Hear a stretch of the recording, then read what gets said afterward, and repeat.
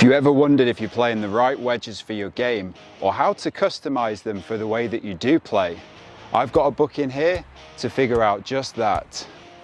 So if I'm missing 7 or 8 greens around and I've got those shots into shorter par 4s or par 5s, stands to reason that wedges are going to be one of the most used clubs in the bag, probably behind the putter. So it's important to have the right wedge set up and fit in, but that's why I've come here. So what does a wedge fitting actually look like? Sure, so a wedge fitting, we're going to start the same way as we would with our irons. So we're going to use get your biometric measurements, use the color code chart, and it's going to give us the starting point in terms of the length of the shaft we're going to use, and then the lie angle of that head. Then we're going to go and use our wedge app, which is on the website. That we can then go, we'll create a profile around like how far you hit the ball, what sort of shots you like to hit, how many wedges you carry, and also then understand, course conditions, firmness of the turf, firmness of the sand, and have a look at those and then try and basically narrow that down.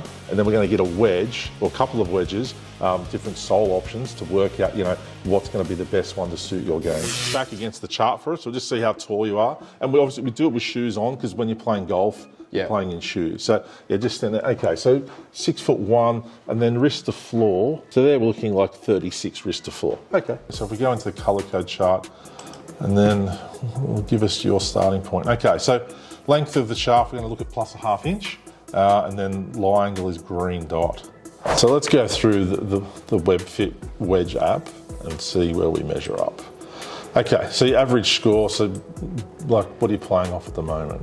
So I'd probably be mid 70s, mid to high 70s, okay, so 78 is a good number. No problems at all. How far would you normally carry a pitching wedge? I'd say about 115. 115. And then highest lofted wedge in your bag at the moment? For me is a 60. 60, okay. So then we want to have a look at what turf conditions you're playing. So obviously with what you do, you play at a variety of courses? Yeah, so I find Australia tends to be quite firm for me, but I move around different courses, so I'd probably say medium varies. Yep, okay. And then sand conditions? Medium as well, firm, yeah. Okay. And then what's your typical divot depth like? Do you tend to hit Not down deep. on it? No, so you're more of a picker? More of a picker, yeah. Okay, so we'll go shallow. And then when you're hitting a pitch shot, do you like to have the space square or open it? No, I keep it square. Square? Okay. Yeah. And ball position? Do you find middle back? Middle back. Middle back, yep. We just need a few questions on what your highest priorities with your, like basically 60-degree wedge. So you've got options there: optimise the open face, tight lie performance, consistent bunker play, protection against fat shots, protecting against thin shots, versatility around the green, or distance control on partial and full swings. With the most lofted wedge, it would probably be versatility around the green. Okay. It's a little bit distance, but I'd say versatility with the most lofted. Yep. So what it's going to show, so an S grind or a H grind. So S is standard sole. Yep. And then the H is a half moon. So the difference being the S has a little bit more bounce on the sole, has some relief towards the heel, but then the H or the half moon has relief on the toe and the heel. So that gives you a bit more versatility when you're opening, when you want to open up the face. All right, so let's hit a few, I said with this, just like normal shots that you would hit with basically your highest lofted wedge. Yep, we start with the 58 degree. Yeah, we're going to work on that to work out, work out the sole. So more like a 3/4 type? Whatever, like what do you normally use your 58 for or your 64? Do you? Yep. No, I'd rarely hit a full but some more swing. shorter, delicate shots around the green. Yeah, maybe 3/4, and then otherwise it would be stuff around the green. Yep, okay.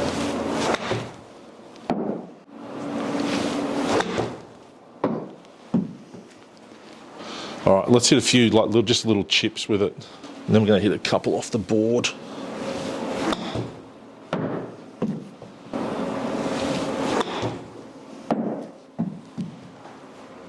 The reason we hit off the board, it's just going to give us an impact mark. So we want to see when you're hitting the club, where does it impact in terms of the sole width? So are you in the centre, more on the leading edge, or more on the back of the club?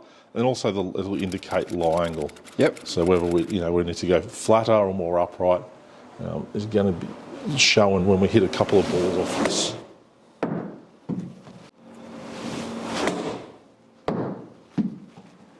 Yeah. Same again, right? Yeah, exactly the same spot each time. Yep. So yeah, if anything, we need to get maybe even a little flatter, and look at maybe, you know, trying a red dot wedge and see how that goes.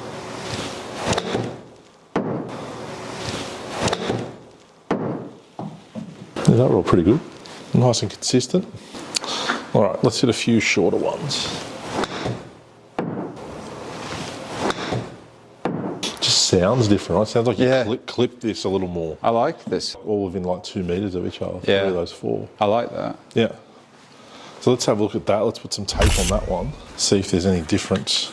Again, I'd say it should be similar. It's more that this is just going to give you a bit more variety. When you know, in the shot selection, if you want to hit different shots, like you said before, yeah, sometimes you like to experiment a little bit, opening up the face, etc. This one will work with you a little bit better. Easier because of that sort of that half moon that you talked about. Correct.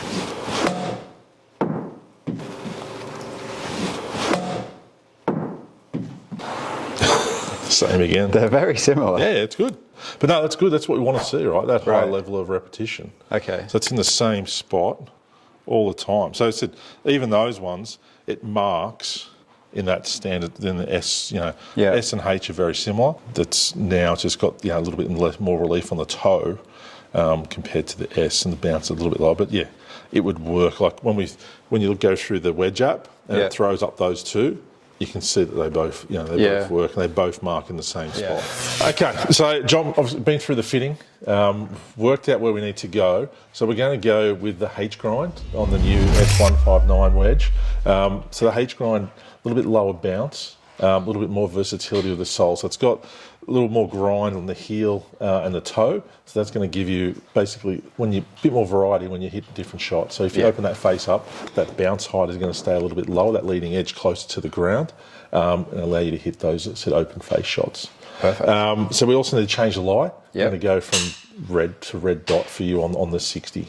Okay, so and to do that, we're going to jump onto this machine? Yeah, so onto the Ping loft lie gauge. So it's got a camera, it's a camera-based system.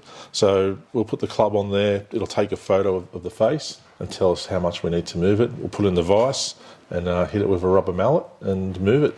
Sounds good, let's do it. Okay.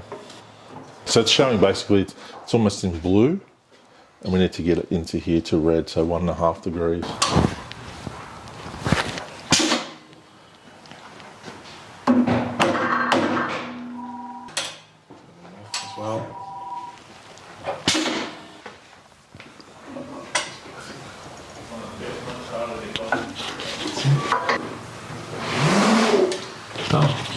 So there we go, brand new set of wedges, perfectly custom fit to my game.